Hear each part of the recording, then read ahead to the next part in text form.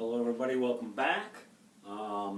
This is the third video actually of section 7.4, approximating the binomial distribution using the normal distribution.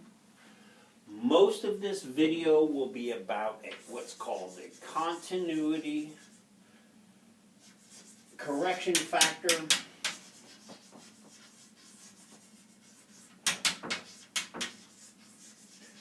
Which we've yet to introduce. But I think I've convinced you that because of the central limit theorem, when you are trying to approximate the binomial distribution using the normal distribution, your mean is n times p. And the standard deviation,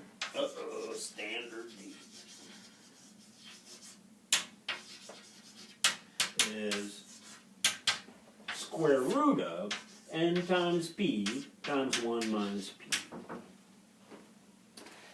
If you're there, then follow along. So how do you do these problems? How to do these problems, that's what I'm going to write here, then we'll do examples. How to do these. How to do these. I think I have 7 steps. In your book, it is page 324. In your textbook, I have, my steps aren't exactly what theirs are or whatever, but I have 7 of them. 1, determine NP. What the heck is how many people are you surveying, and what's the probability of each one? Determine NP.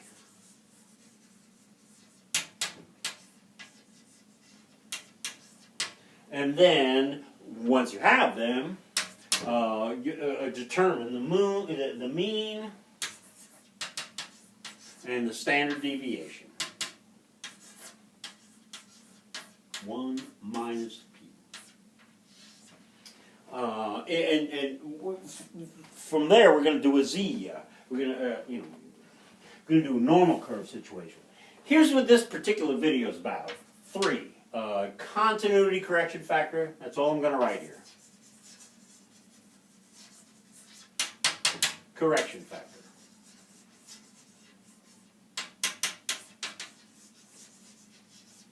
By the way, if this is really big, the continuity correction factor is no big deal. But the smaller it is, it becomes such, as you'll see. And then we'll talk about that this whole video right now. So then once you do that, what you're doing is determining what x is. So then you're going to get, you're going to draw a curve. Shade it, label it.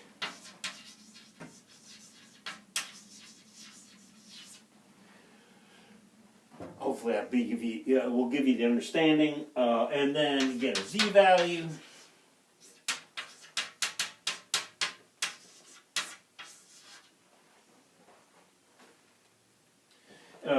Look up on the table. Probability on the table. On the table of probabilities, and then write a sentence.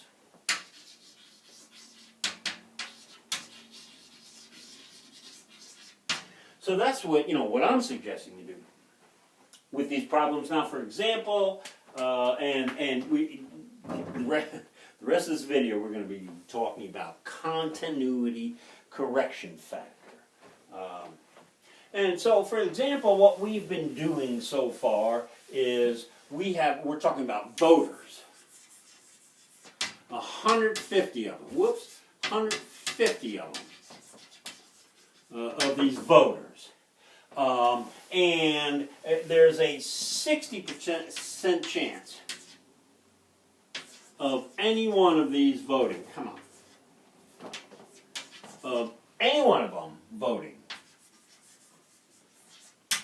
Each and every individual has a 60% chance of these 150 voters voting. By the way, this is way optimistic for this country, for this culture right where we are right now.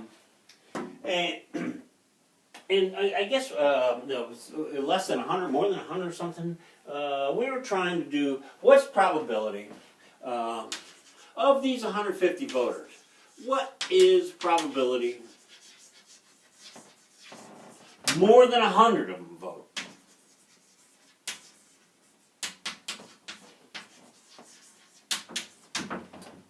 Huh.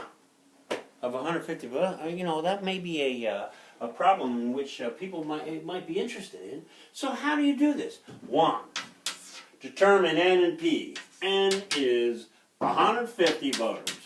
P is 0.6. 2. What is N? What's the mean? 150 times 0.6 is 90. No, I'm writing too big. And what's the standard deviation?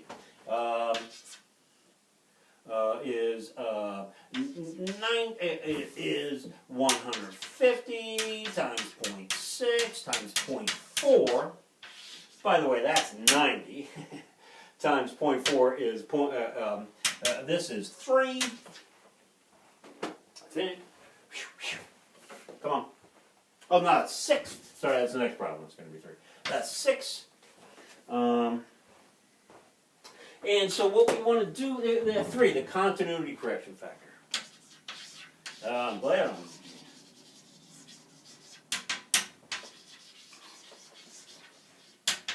Right now, on these problems, you should decide what it is. Okay. Let's go over here. Take a picture. We'll get back to that. Draw a curve. Draw, get a Z, look up, write a sentence. Draw. Z. Look up. Sentence. So here we go. We're looking at more than 100.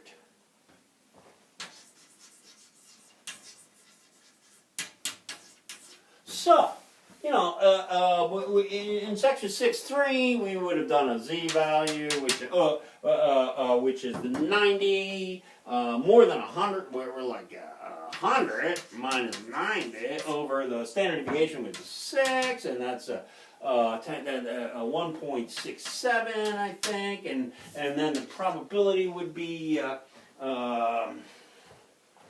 whoops, 0.9, right. The probability is 9%, 0.918, I think. And so that's that. Oh, by the way, the curves like this, or there. However, here's the continuity correction factor. C. Continuity correction factor. These are voters. These are voters. You cannot have, the whole reason we're doing this is because of the binomial distribution, which everything is discrete. You cannot have a half a voter.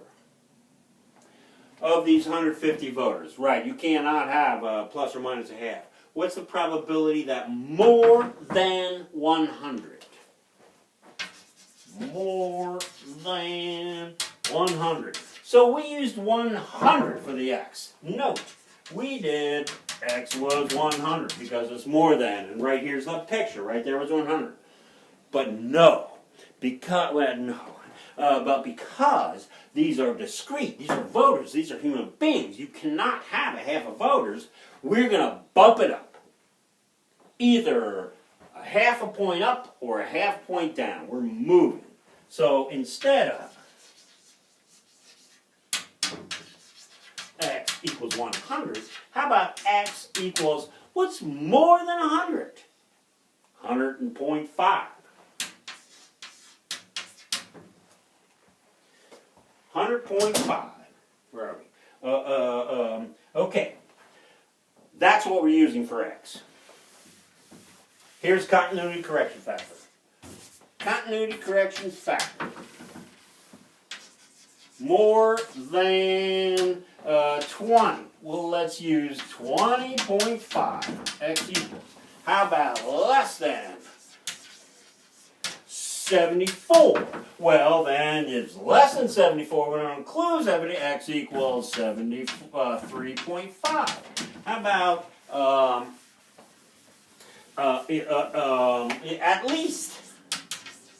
At least 22. At least 22, well, we're saying at least 22, that's 21.5, because that's going to include 22. At most, 13. Well, we want 13.5 and go down. Okay, we'll get back to this. This is getting long.